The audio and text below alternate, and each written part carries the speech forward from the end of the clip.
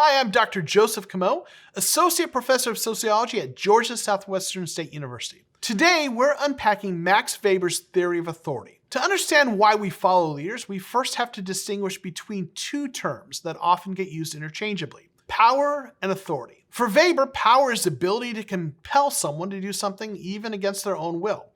It's the exercise of force. But authority is something different. Authority is legitimate power. It's the recognized right to give orders and the expectation that those orders will be obeyed. We follow leaders not necessarily because we are being forced to, but because we believe they have the right to command us. Weber identified three ways that authority gains this legitimacy. The first is traditional authority. This is power rooted in long-standing custom and history. In a traditional system, we obey the leader because that's how it's always been done. Think of a monarchy or tribal leader.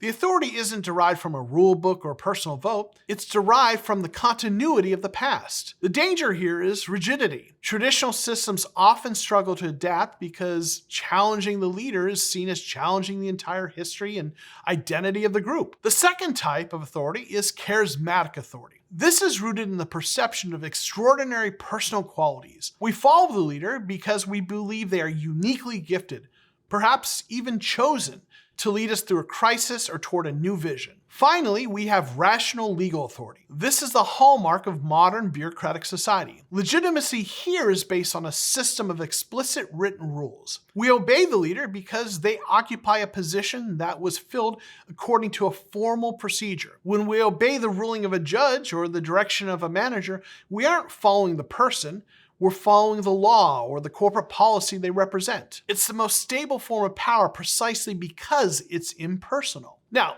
there is a crucial caveat.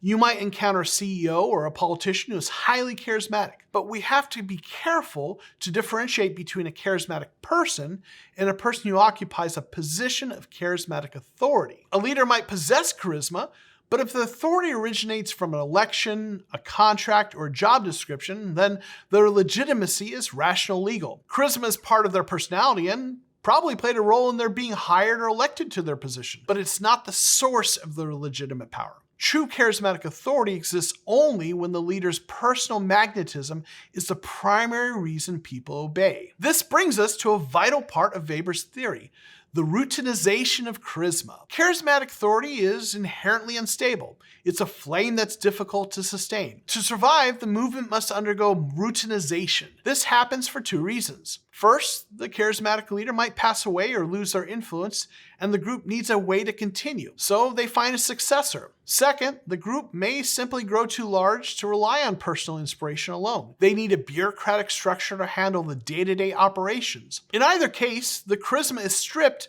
of its personal chaotic nature and is transferred into one of two things. It either becomes a traditional authority structure where power is passed on through lineage or heritage, or it becomes a rational legal structure where the movement's mission is codified into stable policies, offices, and processes. It's a process where the extraordinary spark of a movement is transformed into the durable structure of a system. To summarize, Weber's Triad gives us a lens to see how authority transforms. Traditional authority looks backwards to the past. Charismatic authority looks to the unique individual, and rational legal authority looks to the rule of law. And through the routinization of charisma, we see how society constantly works to turn the spark of a movement into the structure of an institution. Thanks for watching. If this helped you clear up the differences between the types of authority, be sure to click like and subscribe. Thanks for watching.